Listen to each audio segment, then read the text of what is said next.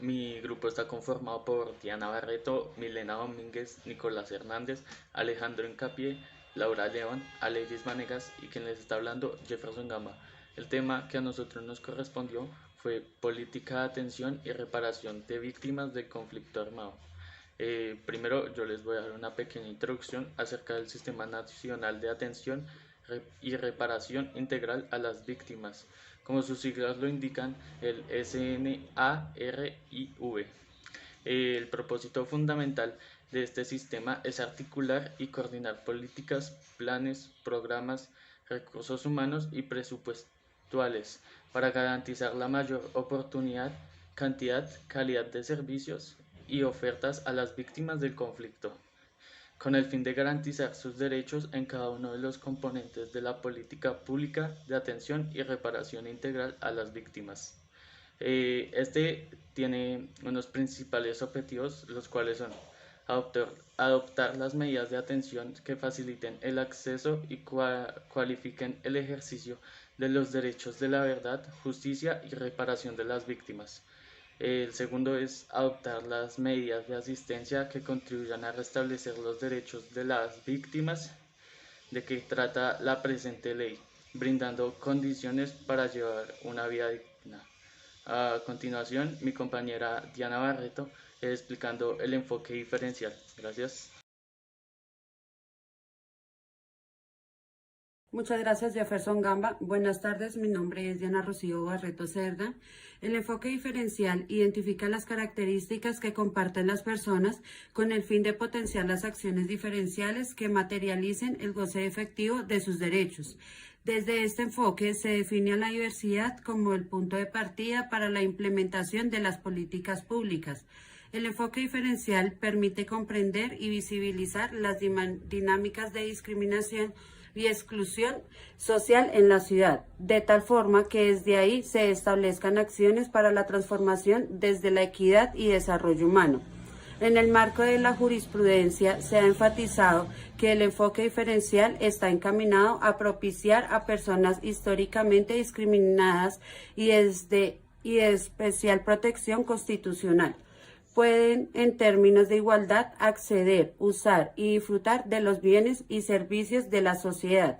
Este enfoque es la respuesta a un principio de justicia y equidad frente a diferencias que deben ser examinadas. Reconoce la existencia de grupos poblacionales que por sus condiciones y características étnicas, transcurrir vital, género, orientaciones sexuales o identidades de género, discapacidad o por ser víctimas de conflicto armado, son más vulnerables y requieren un abordaje ajustado a sus necesidades y particularidades para disminuir situaciones de equidad que dificultan el goce efectivo de sus derechos fundamentales, buscando lograr la equidad en el derecho a la diferencia.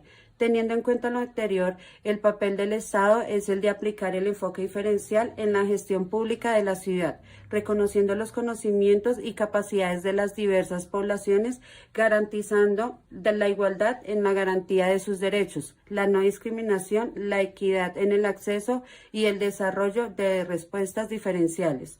Muchas gracias y ahora los dejo con mi compañero Nicolás Hernández.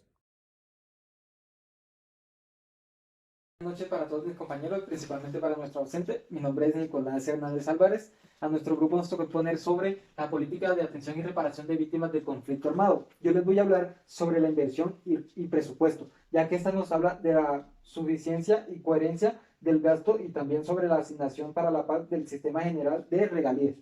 Entonces nos dicen que para el gobierno nacional el compromiso con las víctimas y en especial con las de desplazamiento forzado ha contado con un esfuerzo constante en materia presupuestal con el objetivo de procurar la garantía del goce efectivo de sus derechos. Quiere decir que el gobierno sí está cumpliendo con el compromiso que hizo con las víctimas, ya que para el 2017 la totalidad de recursos apropiados para la política de víctimas ascendieron a un 13,8 billones. La asignación para la paz del sistema general de regalías nos habla de que esta modificación busca establecer la financiación del proyecto orientado a la atención y reparación integral a las víctimas.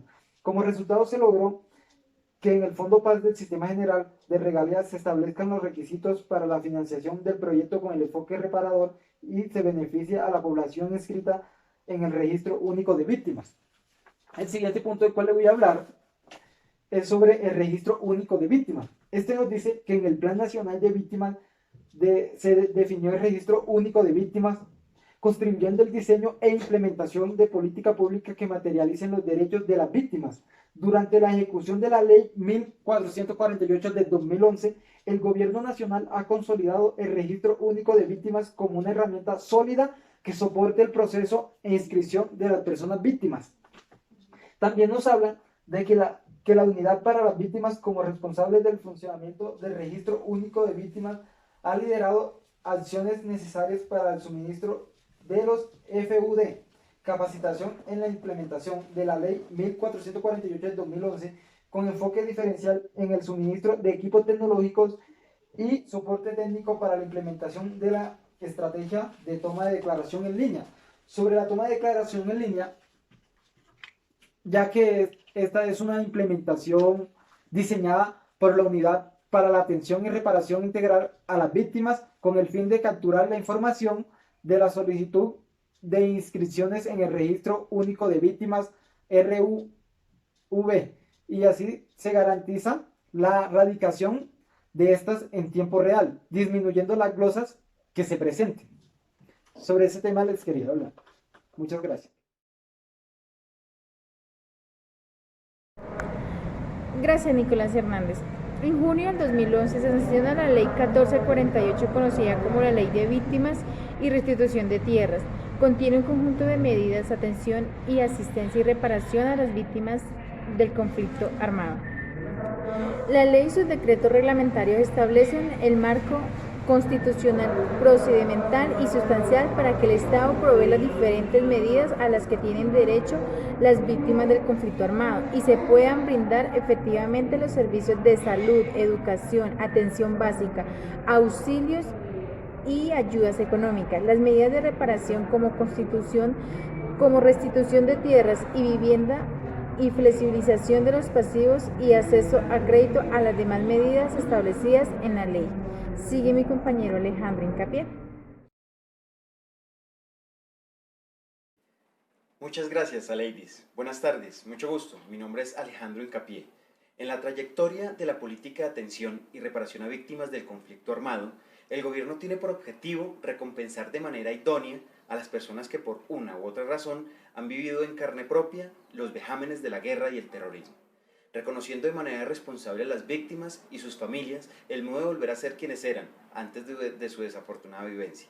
Aunque las cicatrices de las heridas siempre estarán ahí con dolor infinito, por medio de estas órdenes a cumplir se intenta resarcir lo perdido, llevando un sistema de acompañamiento y de apoyo como lo son aporte traslado personal y de sus enseres, adicional al auxilio monetario durante un tiempo específico para subsistir durante el periodo de reubicación en el lugar indefinido, respaldando por medio de decretos y leyes las garantías de no repetición, lo cual le da la tranquilidad a las víctimas de un bienestar sano y la posibilidad de vivir en paz con los suyos. Hablando precisamente de reparación, hay varios programas que son especiales para las víctimas del conflicto, como lo son talleres y charlas de educación financiera, ferias integrales de servicios, gestión de oportunidades de inversión para las víctimas, acceso a educación superior o técnica para las víctimas o sus hijos, talleres de emprendimiento a víctimas de desplazamiento forzado, adquisición o mejoramiento de vivienda y adquisición de inmuebles rurales. De igual manera, haciendo parte de las reparaciones, hay un seguimiento indispensable y riguroso y tan importante como la idea de brindar su estabilidad, con el propósito de que no se repita el quebrantamiento de los derechos de las víctimas, eliminando y superando las causas de vulneración de los derechos humanos. Muchas gracias. Los dejo con Laura León. Muchas gracias, Alejandro. Y hablando de restitución de tierras y derechos territoriales, la Ley 1448 del 2011 crea un procedimiento para restituir y formalizar la tierra de las víctimas del despojo y abandono forzoso. Dicho procedimiento es mixto, ya que cuenta con dos etapas, la primera que es una etapa administrativa y la segunda que es una etapa judicial, el cual es implementado únicamente en zonas microfocalizadas. La primera de las etapas se adelanta ante la Unidad Administrativa Especial de Gestión de Restitución de Tierras Despojadas, cuyo objetivo central es servir de órgano administrativo del Gobierno Nacional para la restitución de tierras de los despojados. Esta unidad decidirá si el predio o territorio está inscrito o no en el registro de tierras despojadas abandonadas forzosamente. Una vez la unidad decida que el predio se inscribe en el mencionado registro, el reclamante podrá acudir a la etapa judicial a través de la solicitud de restitución ante los juzgados especializados de restitución de tierras, los cuales definen la situación de los predios y podrán ordenar su restitución o su compensación, al igual que adoptar cualquier otra decisión que garantice el derecho a la restitución. De igual forma, hay que tener en cuenta que este procedimiento contempla dos rutas: la ruta individual y la ruta que es colectiva. La ruta individual es por medio de la cual se atienden las solicitudes de propietarios poseedores de predios baldíos que tuvieron que abandonar sus tierras o fueron despojadas de ellas como consecuencia del conflicto armado, después del 1 de enero de 1991. La segunda, que es la ruta colectiva, es por medio de la cual se gestiona la restitución de derechos territoriales a las comunidades negras o comunidades indígenas que manifiestan ser víctimas de abandono, confinamiento y despojo por efecto del conflicto armado interno. Muchas gracias por su atención y los dejo con mi compañera Milena Domínguez.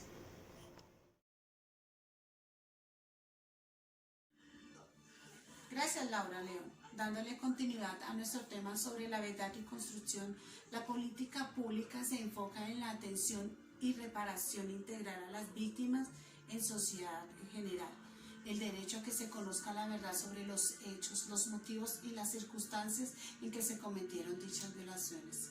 Según lo señalado en la norma del artículo 3 de la Ley 1448, por medio de dos dimensiones fundamentales, la verdad histórica y la verdad jurídica.